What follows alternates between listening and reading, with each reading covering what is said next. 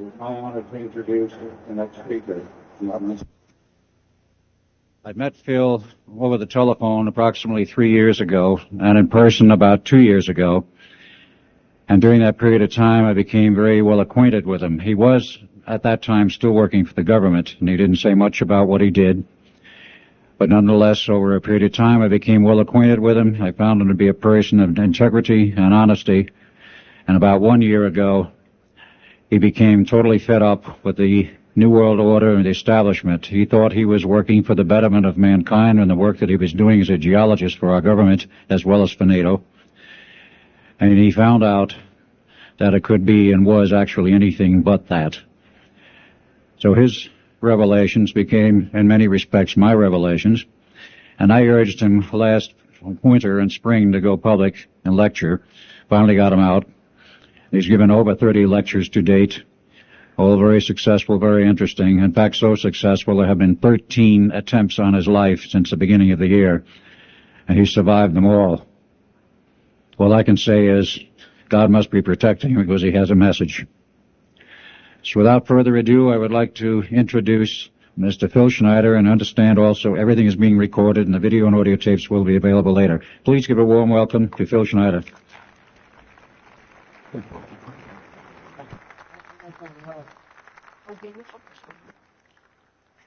Thanks, Al.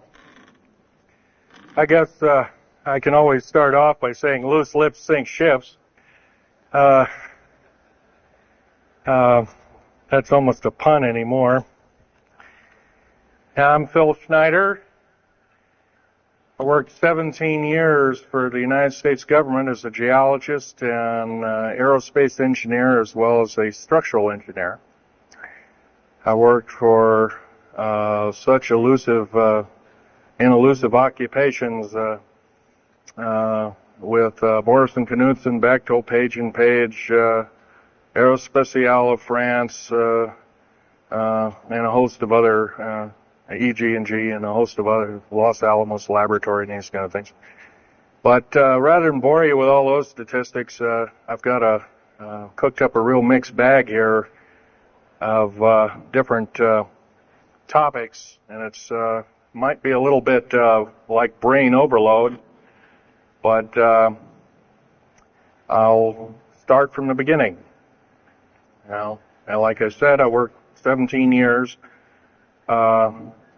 Co-invented methods of shape charge blasting as well as laser rock deflagration, which means rock is literally melted or powdered by a special maser laser combination, and the residue of the rock underneath is applied as a coating, as a liquid coating, kind of like instant agate, if you could imagine a hunk of agate, which is a hard silica mineral, rock actually. But up here we have another topic. This is an area to where I worked. I worked 11 years of the 17 years at Groom Lake, S4, S2. It's in the Nellis Air Force Base area. In fact, Groom Lake is, I'll show you in the picture right here. It's right here.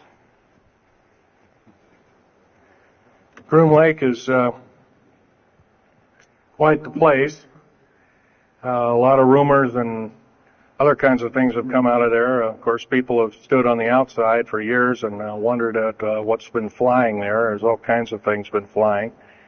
Let me give you a brief overview. Start in ancient history land here. Back in 1909, the U.S. cavalry was engaged in catching some banditos that had crossed over the Mexican border into a place called Truth or Consequences, New Mexico. And they went into a cave or a hideout and killed the so-called bandits, but what they found out they couldn't explain. And they were called horseshoe craft at that time, or horseshoe ships. There were UFOs, and they saw these, what they called demons, gray demons, little gray guys all around the place. That was in 1909. Now, in 1933, our government was actively engaged with the Europeans, mostly the French and the English, in special researches dealing with aerial phenomenon. And once again, the term flying saucer or flying disc didn't come about until much later, supposedly right around the mid-1940s.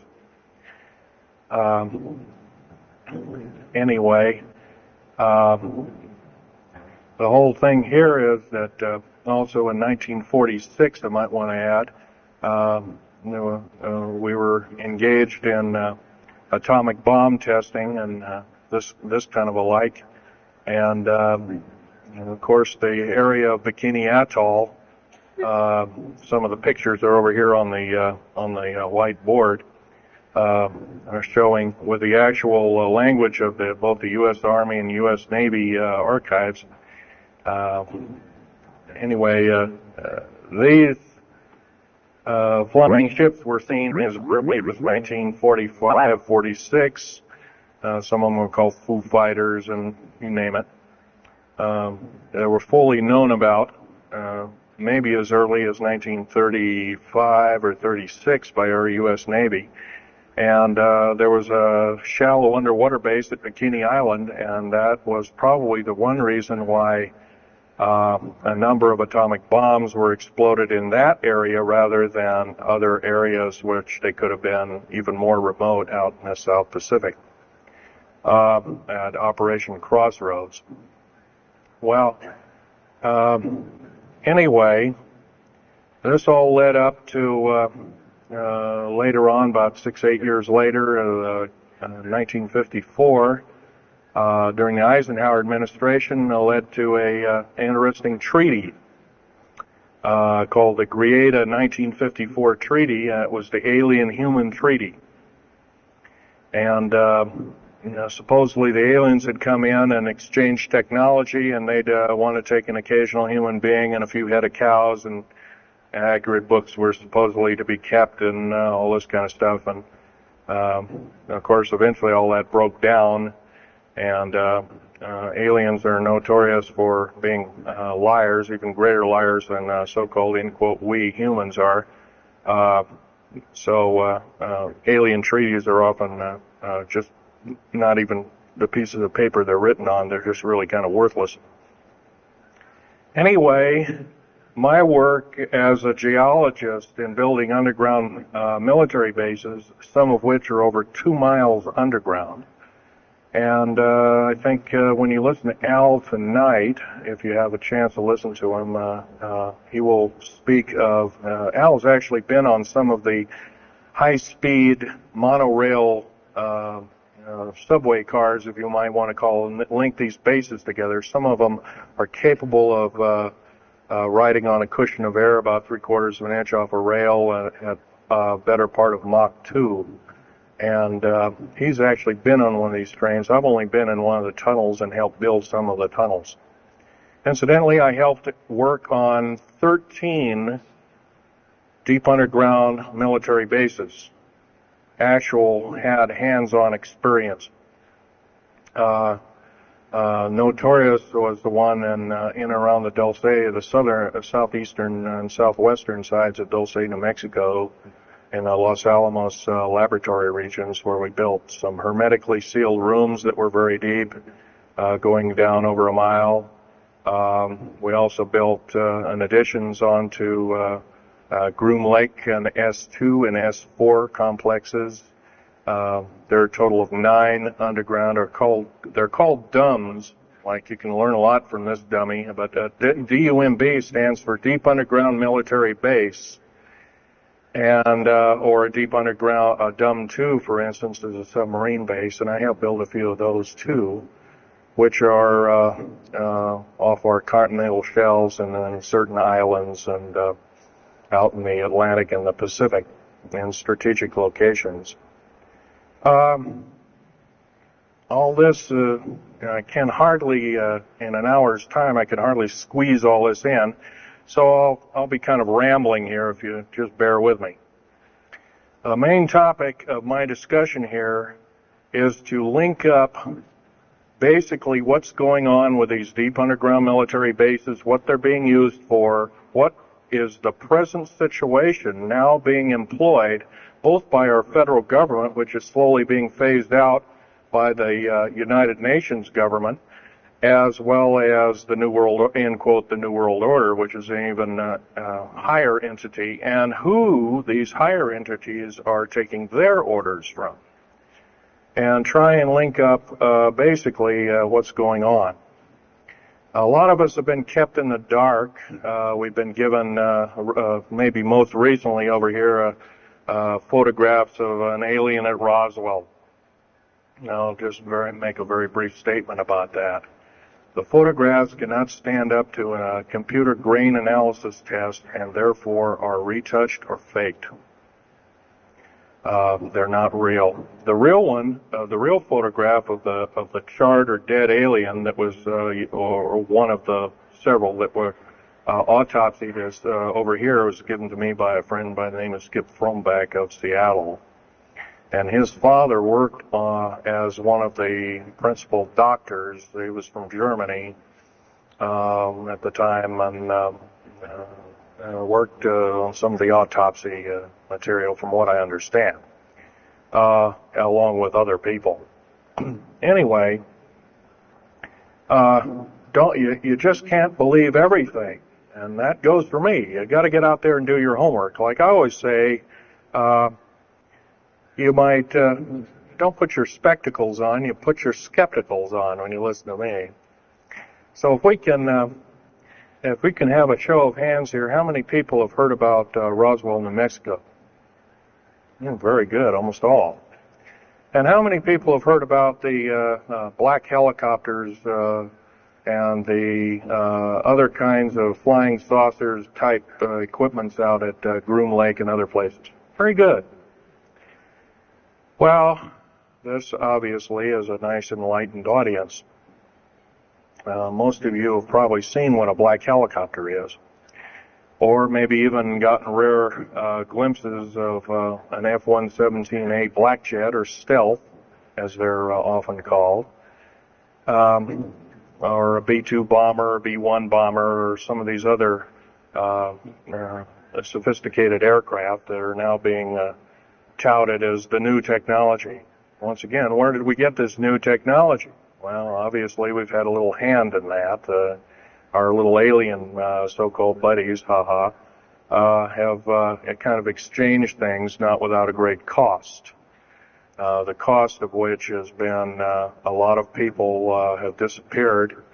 Some, and I'll blow this statistic by you. There's, according to current FBI and Defense Intelligence Agency and CIA statistics, 100,000 children and 1 million adults disappear every year.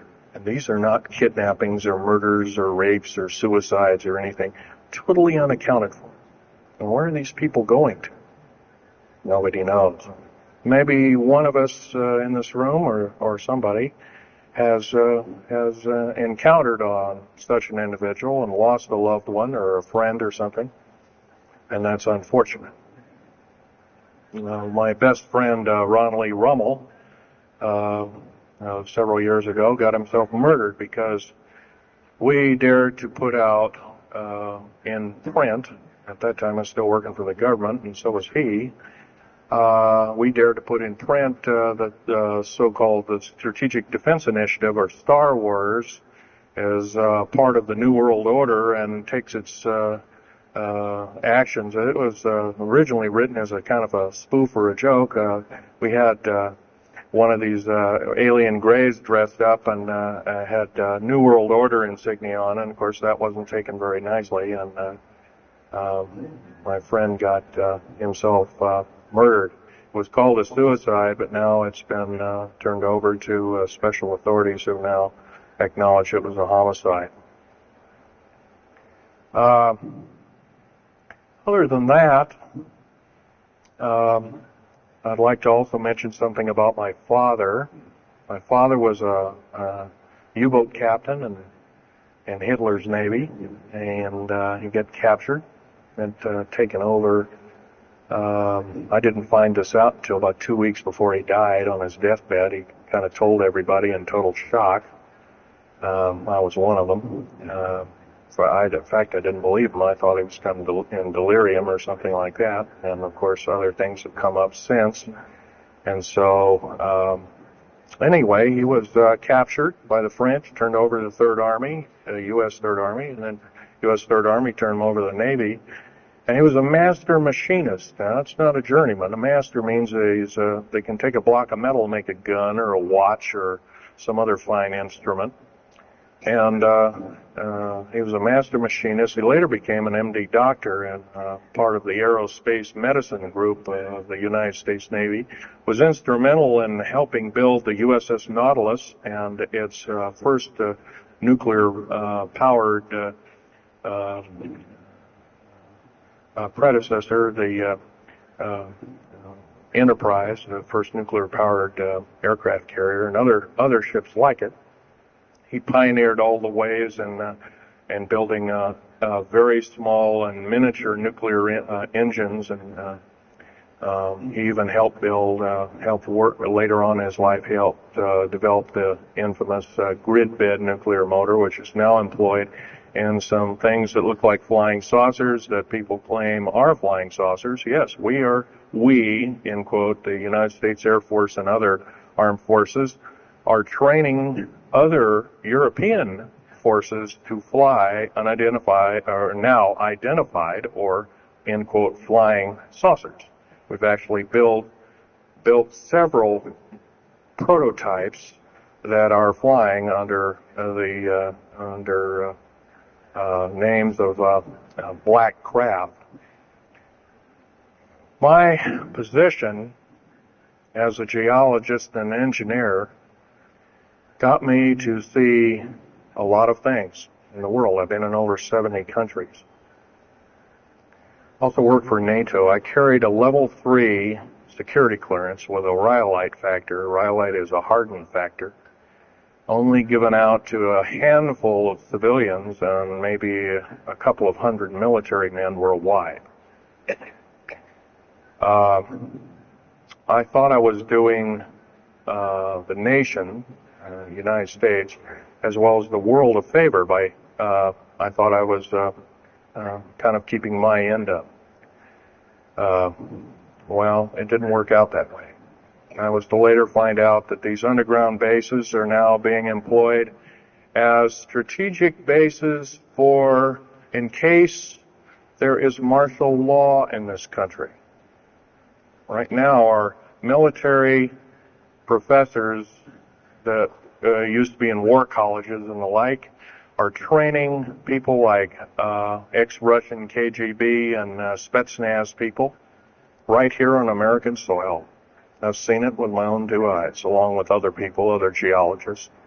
By the way, I'm still a geologist, still do geological survey work. However, I don't work for the government anymore.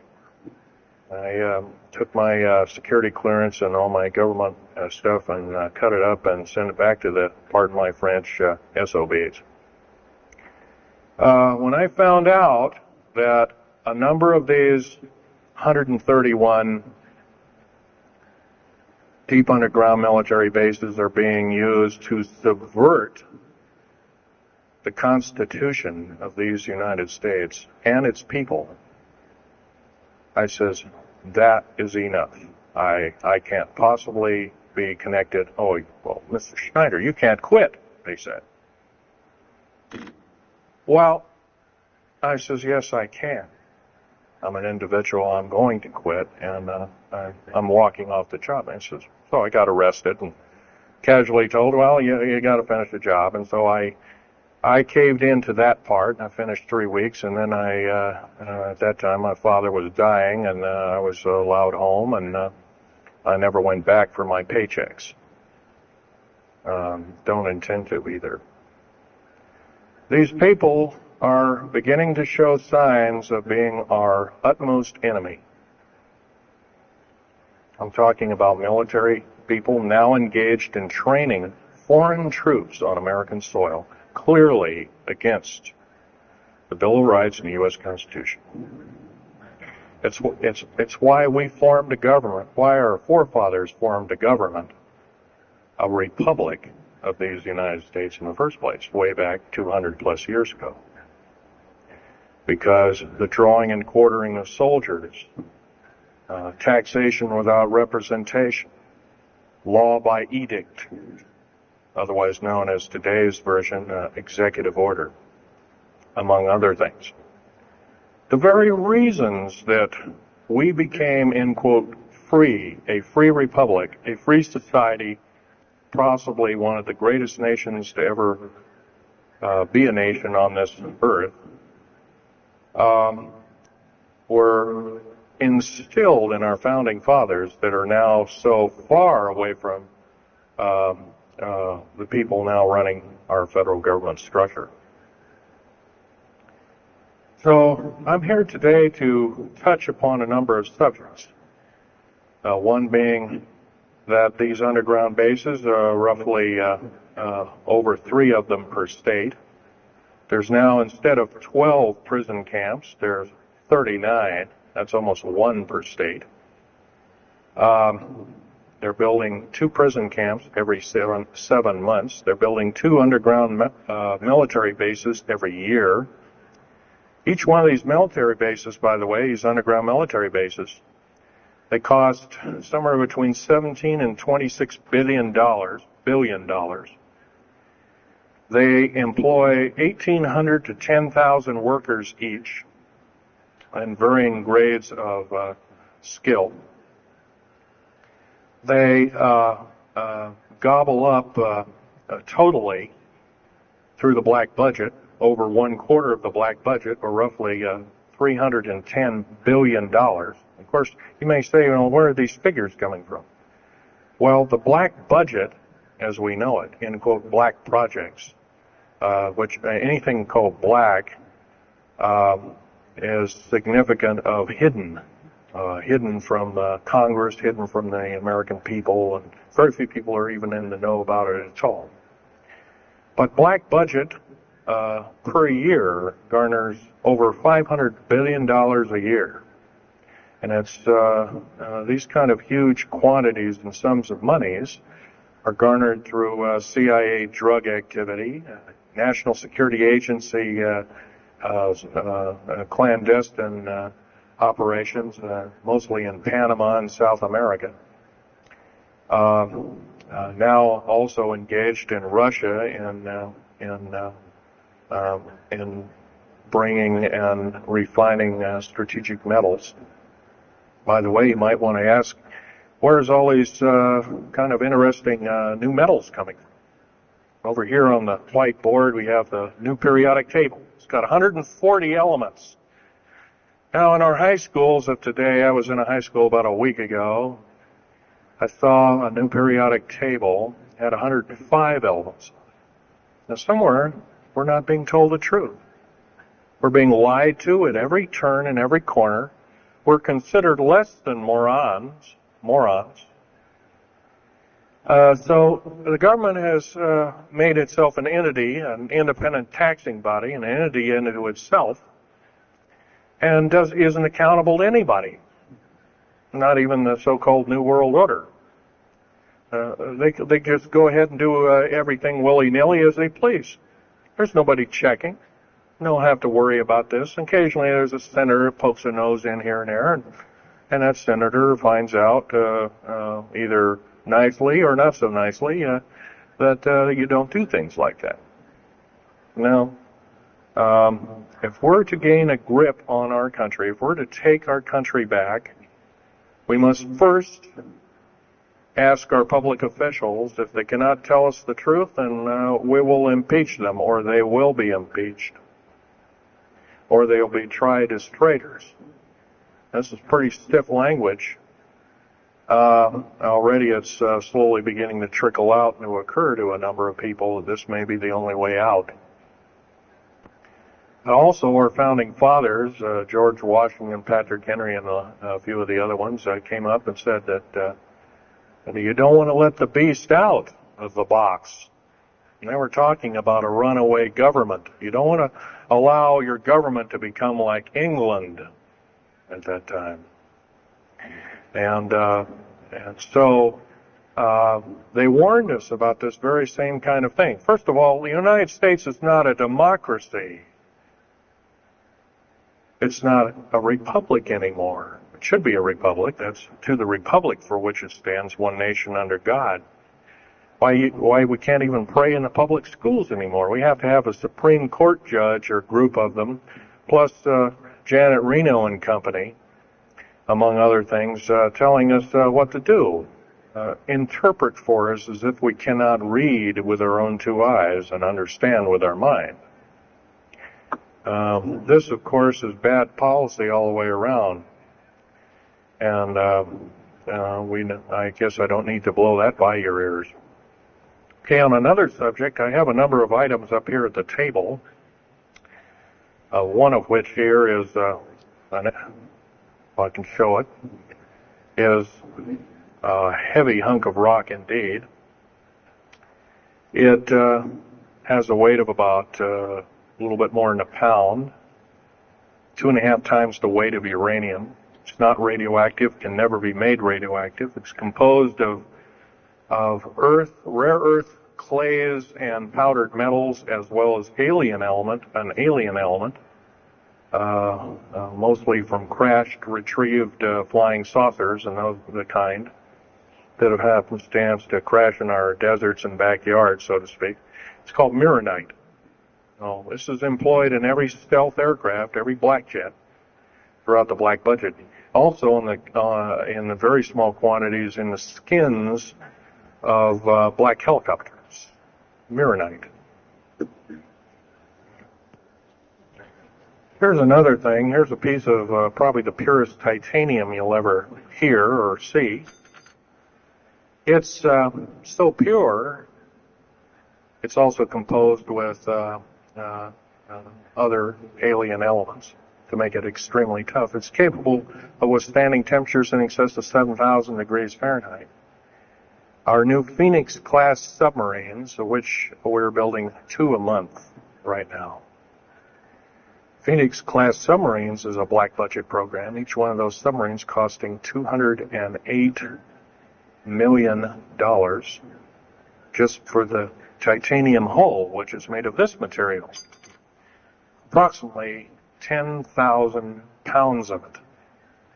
Now, we've got, supposedly, as of the data right now, we've got 106 of these submarines. They're plying the waters and the waves. They can dive to a depth of over 7,000 feet and hold that for 3 months. It's a fantastic submarine indeed. It has 11 grid-bed nuclear motors on it, engines, that run everything, purify the air.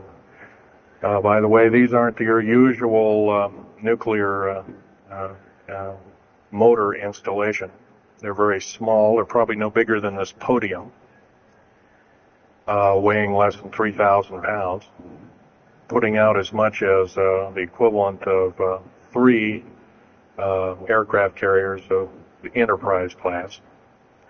But these Phoenix-class submarines are getting this metal. Now, where are we getting the metal? Well, it's being stockpiled in a number of strategic locations. Supposedly, I've heard stories, well, it's being mined on the moon, and I have no way of proving that, one way or another. I think we're probably getting it from Russia, or refining it in outer space. What are we shuttling? Basically, a shuttle, a secret shuttle flight, 1 a week now is going up and back. What are they shuttling? Well, obviously, they've got kind of their own little laboratories up there, space station, and all this kind of stuff. Remember, what you're being told is only just a smattering of the truth. It's not the real truth. Maybe it's 5% of the truth. Maybe it's not even that. You can rest assured you're not getting much. Another strategic metal is this particular bar with some strange crystals on it, scalenohedral crystals of niobium, titanium, rhenium, copper oxide. This complex group of elements, not found on the Earth in specific quantities. This was developed at Los Alamos through EG&G and other outfits, are employed in all black jet aircraft, all of them, including the, in quotes, sport model, the little flying saucer we occasionally see over at Groom Lake. And by the way now, if we happen to be with a video camera, you know, taking pictures of the so-called area around Groom Lake, it's now, you can get your equipment confiscated, your car, your house. You're considered the same thing as a drug dealer, and you'll go to jail for 5 years, up to 5 years, and $1 million fine. I personally don't think this is what I'm hearing. I just don't think that this kind of punitiveness is what we need in America, and we have to get rid of it. Otherwise, we're going to die with no America. Here's some other elements. Here's a very light element. It's composed of lithium metal, as well as a alien element, a little heavier than hydrogen, but a little lighter than helium, also employed in this. It's used in secretive methods of propulsion. And it also is in a peculiar scalenohedral crystalline form. And anything scalenohedral, and by the way, a scalene triangle is no side is equal to another side. The scalenohedral metallic crystalline structure is definitely alien element, or alien technology converted over to our own technology. These were given to me about a year ago. They're called alien or aurora drops. It's supposedly the skins of the black jets, some of the ones that are coming in at very high rates of speed. They're still glowing red hot, white hot, and they'll sit out there and cool off, and they're dripping their material off of them. And it's kind of like a rubberized coating. It's not rubber, I can tell you that. It's as hard as lava rock or harder, capable of withstanding tremendous temperatures, but nonetheless, some of it sloughs off every time, and so they just kind of scoop it up and throw it in the trash can. There are a few pieces of it. Here's one of the hardest so-called man-made rocks. Once again, it's got a number of alien counterpart. It's got an alien crystalline structure to it, very advanced. It's about 11 times harder than a diamond, about 70 times stronger than a diamond, capable of standing temperatures in excess of 10,000 degrees Fahrenheit. It is employed as very thin coatings or windows, tiny windows, in hypersonic aircraft that exceed Mach 5. Here's an interesting artifact. Right here in this hunk of rock, which by the way was an old 100,000-year-old chipping tool found in Syria, Jordan rather, excuse me, is a imprint of, it looks like a fossil, but it's not. It's an imprint of a small mechanical part with exactly 360 kind of little rotor blades. Well, this rock is 220 million years old. Who was making machines 220 million years ago? Maybe Von Däniken was right after all, huh?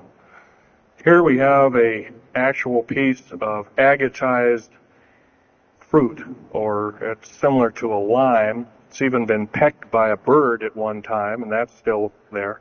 So it's instantly turned to agate. It is the same agate or chemical structure as material found at Hiroshima and Nagasaki after the A bombings in World War II, where grasses and flowers and petals of flowers and other kinds of things were instantly petrified, turned to agate. It is the same identical crystalline structure. However, this particular piece is about 20 million years old, and it's still got its original green coating, and it's basically unchanged. Perfect condition. Likewise, here's a garlic plant about somewhere between 20 and 35 million years of age, and once again, it's got that same pink agate coating. And here are some pieces of the metal skin from the crash disk at Roswell. It was given to me when I was 14 years old. My father was visiting one of his old friends and the Navy archives, as well as he was in the Royal Navy in England. And I, as a 14-year-old boy, I says, "Gee, Dad, can I ask Johnny something?" "Oh, go ahead, ask him. Get anything you can from it, and that kind of thing." I says, "Well, gee, Johnny, well, do you think I can have a piece of this metal?" "Oh, no, you can't have that." And I says, "Oh, give it to the kid. What the heck? He won't have it very long anyway." Well, I've had it all this time. It's kind of a unique thing. They were able to break the skin of that craft, by the way, by dropping it into a bath of liquid nitrogen, hitting it with a mechanical or hydraulic hammer, and it shattered into little bits. And it was later analyzed and adapted for our own technology. All these artifacts are fine, but once again, the main part of this talk is, where's it all leading to? We get very little spin-off to where any of this is leading to. Occasionally we'll get a new computer or maybe a quartz watch or some little trinket kind of like giving the Indians beads a couple of hundred years ago. Well, we're getting these little spin-offs. But the black budget still rolls on, garnering up over $1 trillion every 2 years. It's somewhere between 1.023 trillion and 1.31 trillion dollars every 2 years. And every year it goes by and the black budget is unchecked, unaccounted for, it's just subverting our country. That's number one. Number two is that these underground military, first of all, if there was something like a nuclear war or there was a definite enemy out there where we were going to be under attack, like from China or someplace like that, I could see maybe a couple of dozen underground bases for a government, and so it could theoretically rise up like the phoenix out of the ashes. Well, not 131 of these, and if you were going to so-called round people up and put them in prison camps, so what a better prison camp than underground, where nobody knows where it is anyway. So once again, these underground bases are most likely been planned as underground prison camps and slave labor factories for the New World Order.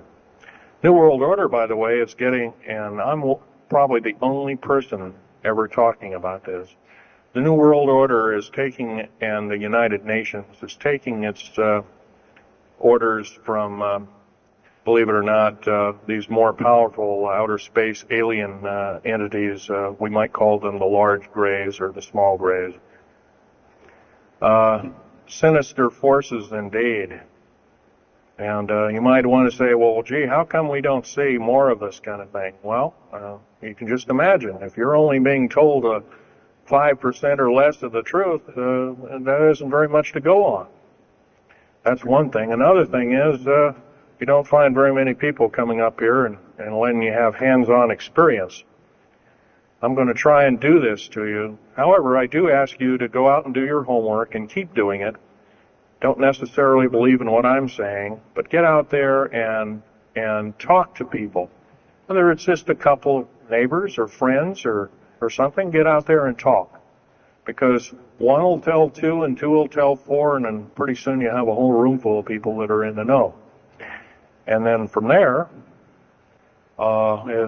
wonders can work. Other than that, as far as changing the black budget, these clandestine programs, public opinion is only going to do that, and it's going to take millions of us. But we have to be informed. And to do that, we have to be doing what we're doing now, gathering and talking. And, of course, most of us are adults and can weed out fact from fiction. Most of us are responsible adults and know the difference between fact and fiction and how to use it or how to abuse it. So we therefore have to continue to keep studying and keep talking. If there's just me out there, believe it or not, there aren't very many people like myself out there talking. I've given over 30 talks in the United States, Canada, Japan, went over to England, went into Japan kind of illegal, came back the same weekend. They flew me in and out, but gave a talk to a number of their execs, and they were very interested indeed. Now, if this was all a bunch of poppycock and hooey and poo-poo, I wouldn't be listened to, be given an audience by these people, but evidently I have. But 13 attempts on my life since the first of this year.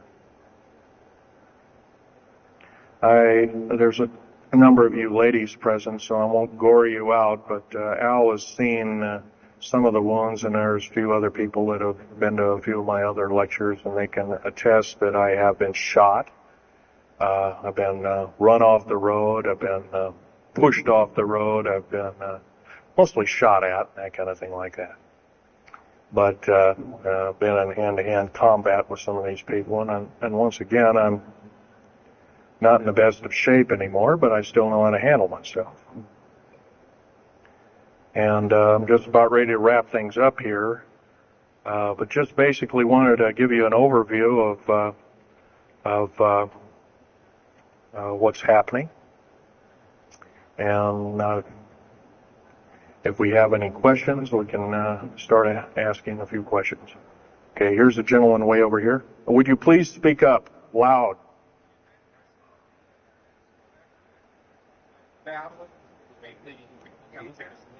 Yes, I was involved in in 1979, in August, late August of 1979.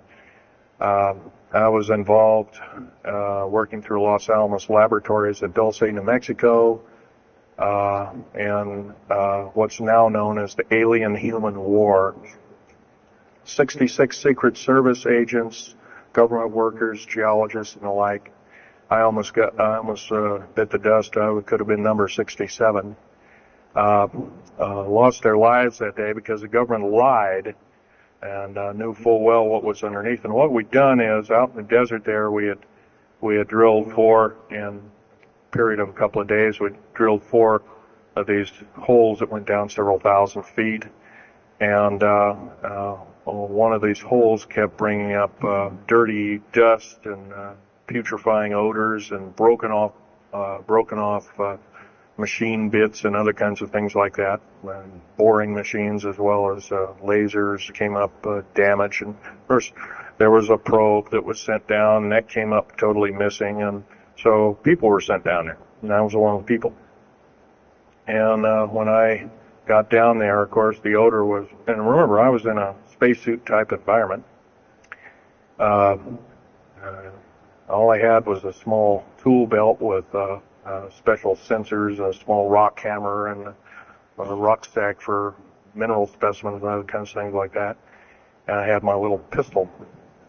And being an engineer, didn't have time to carry a big hunk of pistol like most of these Green Berets carry, stuff like that, black berets.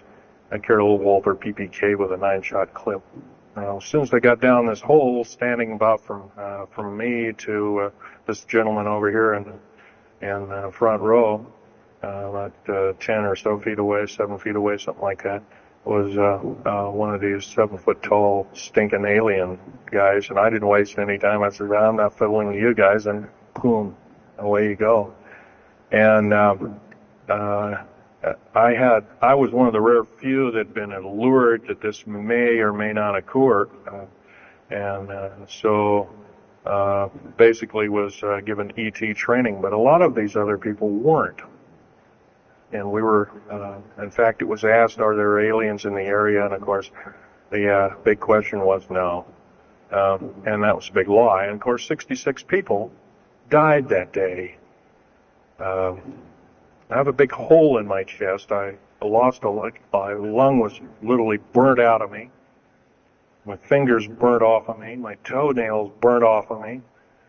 My skin was, I was in radiation isolation therapy for 400 plus days. My bones were vitrified or burnt. I was cooked. I managed to survive. They're telling you something about it today.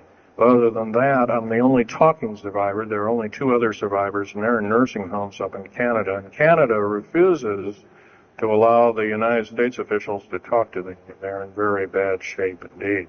One of them can't talk, and the other one doesn't want to. So they're regarded as Canadian heroes. So they're being kept by Canada. Okay, this fellow over here. Speak up loud.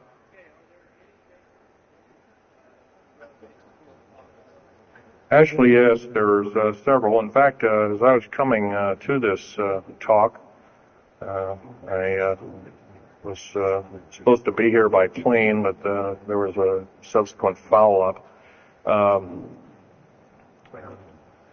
Anyway, I drove all the way and did it in one day.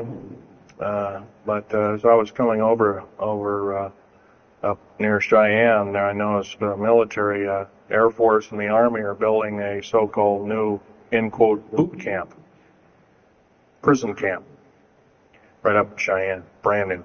And I was here 3 months ago, that wasn't there. So it's something brand new.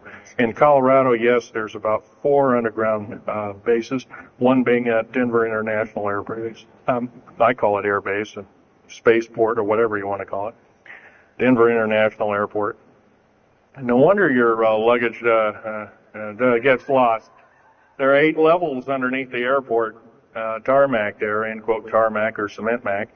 And so those bags could be there for a damn long time.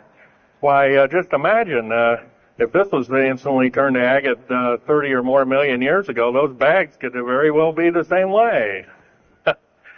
So yeah, there's a number of them. And I wish I had a map with me. In fact, in subsequent talks, I'll have a map, which will be put on the overhead. In fact, my next talk, I plan to have just that. I had planned to bring a map here and had all the latitudes and longitudes of all the bases, and I can't do that. That would be a nice jail sentence for me, so I didn't bring it. So, but other than that, I'll have that all researched for you. Yes, this woman.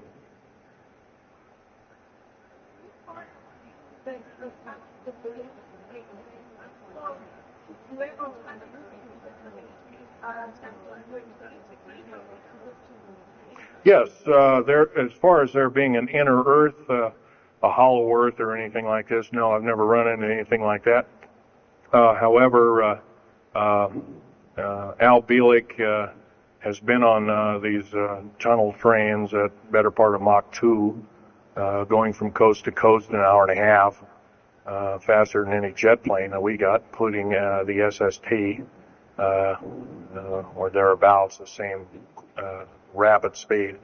But I helped build a lot of these tunnels, and all of the underground mountain or military bases are connected, all of them, all 131 of them.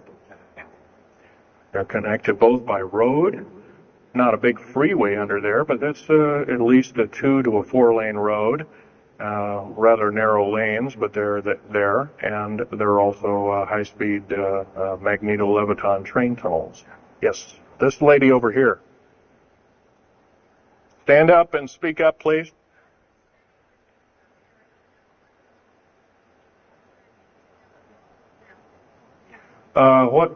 What levels of military personnel know about this? Most of the levels of military know about this, especially the higher levels, higher officer levels. The enlisted, I'm sure, don't, or are basically kept in the dark like we are, end quote, we are. So, yeah. This fellow right here with the hat on. Well, there's 131 of them in the United States, 127 of them in the lower 48. There's some in Canada. I'm not counting those. There's some in northern Mexico. I'm not counting those either. They average about 4.25 cubic miles hollowed out underground, an average depth of 5,700 feet underground. Average cost $17 to $31 billion each. They employ anywhere from 1,800 to 10,000 people. And there's some very large ones now being built in Sweden, one of which is repudiated to be 30 cubic miles. It'll take 5 years to build that one at a cost of about $2 trillion. And that's all being supplied by the United Nations. Yes. Anybody over here? No. This gentleman. Speak up, please. Okay, you want to know exact locations of all these? Well, for where all of your Army, Marine Corps, Navy, and Air Force bases are, they're with all the present, not the ones closed down. And by the way, the closed down bases are now being used for gasoline storage and equipment storage and these kind of things. So they're not really closed down yet. Boot camps, end quote, boot camps and all this kind of stuff. So-called prisoner camps and these kind of things. Right now, our police, for instance, are being trained by the Air Force and the Army intelligence in martial law research, as they call it. How dare they call that by that name? So where these are, they're where every one of these strategic bases are now. In Colorado, and in around Denver, there's 3 of them. And they're fairly small. Some of these bases are only maybe 2,000 to 3,000 feet in depth. Some of them were built a long time ago, back 35, 40 years ago, and they're only maybe 500 feet. And they're mostly for equipment storage. Denver, and then there's Fort Collins. There's also Colorado Springs area has a number of them. By the way, Colorado Springs is kind of a famous area. Nikola Tesla's laboratories were in Colorado Springs, and need I say more? I'll leave that up to Al Bielik. As far as Nellis Air Force Base, there's 9 underground mountain bases in Nellis Air Force Base. That's in Nevada. It's north of Las Vegas. There's going to be a UFO show and conference in Mesquite here later on this month. That's up very close to, end quote, Area 51. That whole area, by the way, the state of Nevada is 81% end quote, managed or owned by the federal government. Land is either restricted or run by the federal government. That's why there's groups rising as we speak, dealing with the problem very vociferously, and senators are now getting involved. So evidently, waking up is occurring. Yes, this gentleman over here. Speak up, please.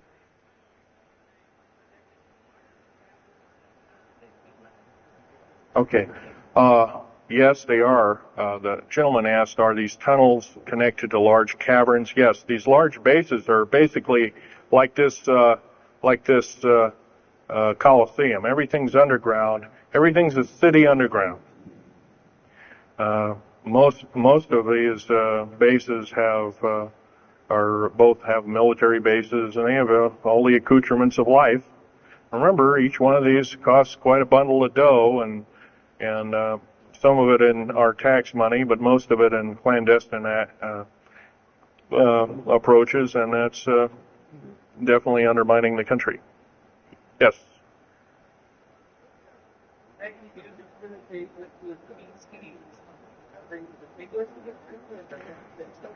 Well, some of them have a difficulty in understanding our language. It's too slow to them. if you've heard whale songs or bird chirpings at high speed, it's about what these aliens sound like audibly to us. So it's a bunch of gibberish. Yes, they've slowly actually broken down. There's 11 prototypes or 11 civilizations of aliens visiting this planet all the time, all of which are known by the U.S. military, 9 of which are not very good indeed. They're pretty bad news.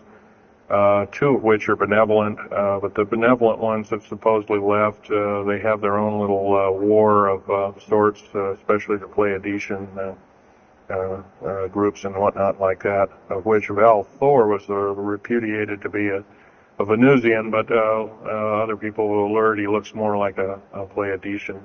He looks normal human, except he's got 6 fingers and toes. He's got one oversized lung. He's got 2 hearts. He's got all kinds of weird stuff.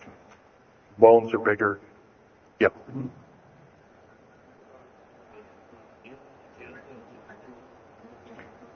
The man asked, do I tie in the alien agenda to the New World Order? Yes, sir, 100%. I can elaborate briefly. The New World Order right now basically is dismantling countries, governments, telling governments not to war with each other anymore, basically. So that looks good on the outside. They're taking their orders directly from the aliens, who've got their own timetable. They want the one world order because they want the planet for themselves. And, of course, you've often heard of the term Global 2000. That's a supposed sinister plot, or has been a group of sinister plots to produce biological weaponry to reduce or thin out the so-called ethnic cleanse the population of the planet by 5/6, or roughly 5 of 6 billion people, enslaving the rest to work willy-nilly with the so-called people of the New World Order. Now, another peculiar thing is the alien agenda is not really well believed nor understood by a lot of these one-worlders. They don't believe it. They think they've been singled out for their own end of glory, and what they don't know is they're just another human being, and according to the negative or bad aliens, they're just another, we're considered bags of food to them. They don't eat us like we think of a cannibal eating a hunk of meat, but they use our glandular secretions as part of their food base, our blood and our glandular secretions like adrenal chrome and other kinds of things like this. And in fact, the Atlanta Center for Disease Control has figured out ways that we can combat this and all this kind of thing like that. It might be where these new designer diseases like AIDS and Ebola and hantavirus and all these kinds of things have come up out of nowhere, and these diseases, in quote, almost have a mind of their own. Yes, this lady here.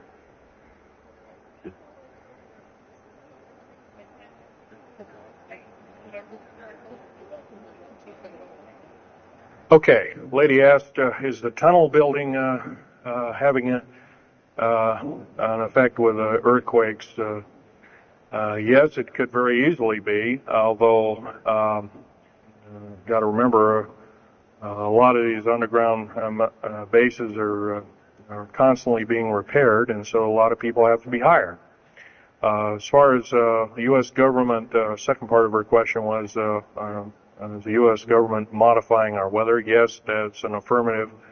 And we have, the U.S. government's been working with the Russians for at least since 1972 and maybe as early as 1966 on weather modification. It's a well-known fact, and it's well employed.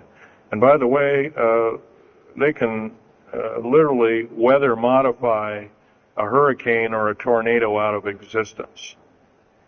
And the reason they don't do it is pretty obvious. And right, or they could actually send a plane inside of a hurricane, for instance, that would blow off an atmospheric bomb or a shockwave bomb in the eye of the thing, and it would completely dissipate. Well, they don't do this, of course, and there's probably other reasons for that. See which way it goes, or what kind of havoc, and how we can study the havoc and we go from there. This fellow way in the back in the black. How do we learn more about our general topic? Well, there's this particular fellow, his name is Richard Souter, PhD. He wrote a book recently, Underground Bases and Tunnels, What is the Government Trying to Hide? That is one book. Then we have here's a popular science article, Secret Air Base. The government doesn't want you to know that Groom Lake, supposedly Groom Lake doesn't exist. Well, I guess if it doesn't exist, then me talking about it, I guess I can't be arrested or anything. I'm just full of poppycock here. Well, the editor, one of the editors of Popular Science that put this article out is now in federal prison. Then there's a book that called Stealth Fighter Pilot.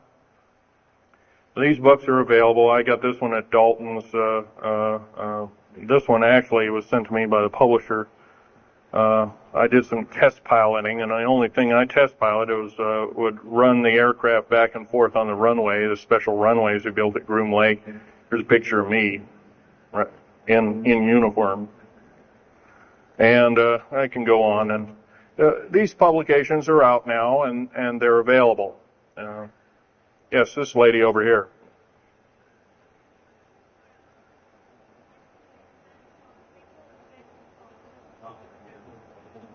I can't hear you. What?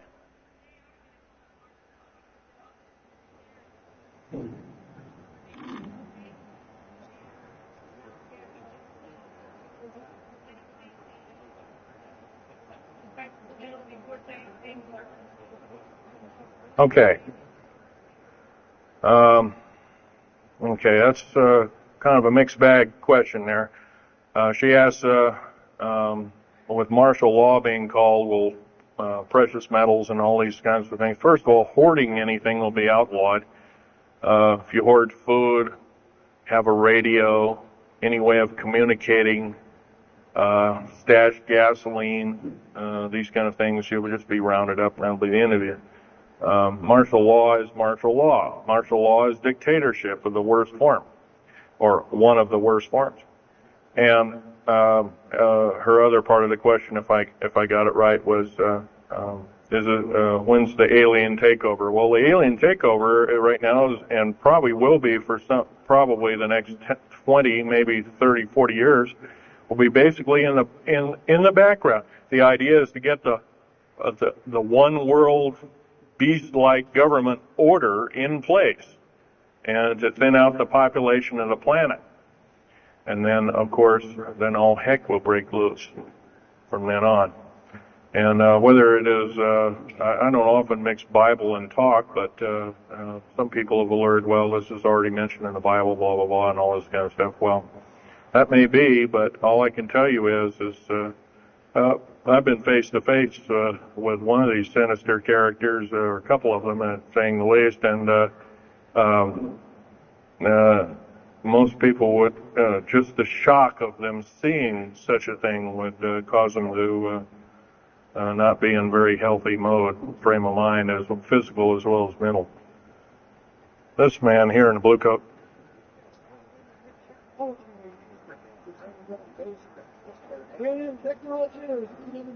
Well, it's a combination.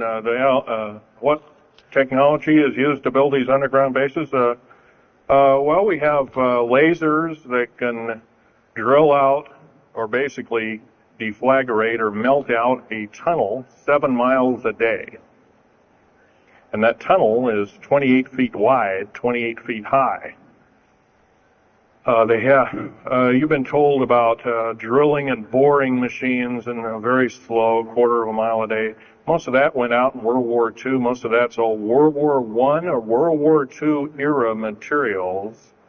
And once again, you've been badly lied to. I can hardly believe, first of all, I've worked on public engineering projects, and we do better in grinding up road beds and laying them down at the rate of 4 miles a day, and supposedly that doesn't exist. Well, I worked on one in the state of Oregon just a few months ago, and we built a tunnel for sewage tunnel and whatnot like that. It wasn't very big. It was about 6 feet across, and I drilled right through solid rock, right to base of under one of the hills in Portland for their new light rail. Did that in 2 days. But it was a small, complex tunnel. It was big enough for a man to crawl through and inspect. I was one of the people that inspected, so yeah. What technology? Yeah, a lot of this is alien technology, readapted for our own use, but a lot of it's our own ingenuity too.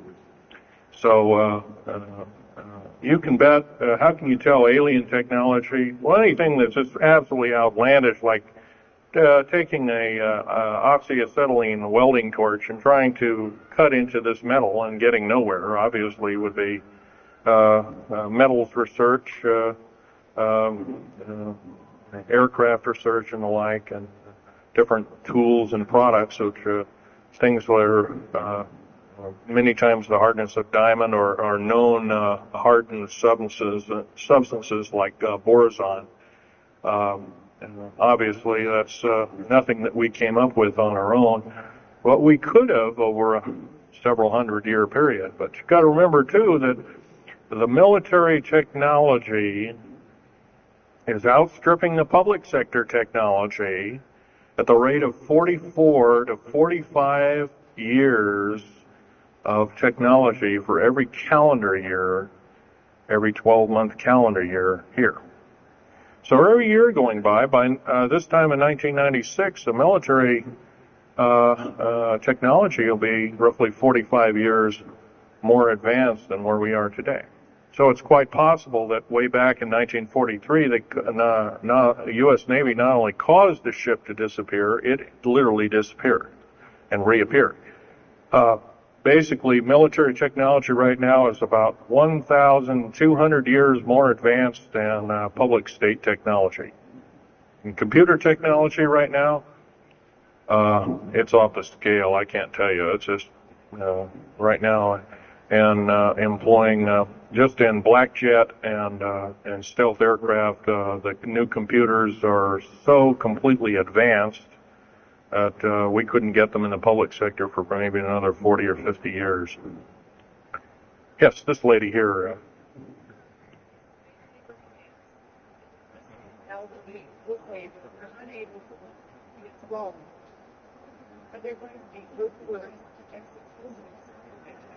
Well, the lady asked with the slave labor camps, the old, the infirm, the handicapped, are they going to be executed, and will there be executions? You can bet your bottom dollar there actually will be these things. I wish I knew more, but I don't. I've had my own agenda to kind of keep up and talk about.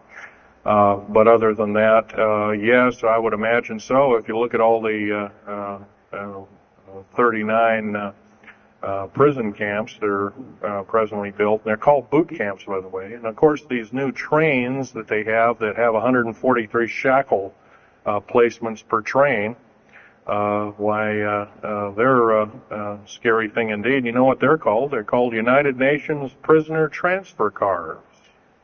Oh, that's an appropriate name, I guess. Well, we got to wrap it up here. They're telling me it's time. I'll take one more question. This lady over here.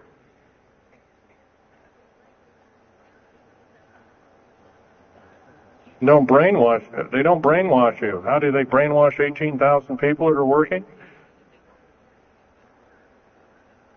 Well, you sign this little piece of paper saying you work, you go to prison for the rest of your days. Or you're not going to be taking home a paycheck of about anywhere from $4,000 to $40,000 per month, depending upon your position. $40,000 a month is a lot of petunias. Okay. I got to wrap it up here, folks. So I'll be over in Al Bielik's booth. I think it's over in booth number 125. I could take other questions there and let you take a look at artifacts. And once again, on these artifacts, in the very few minutes, don't handle them. Just look at them. Thank you very much.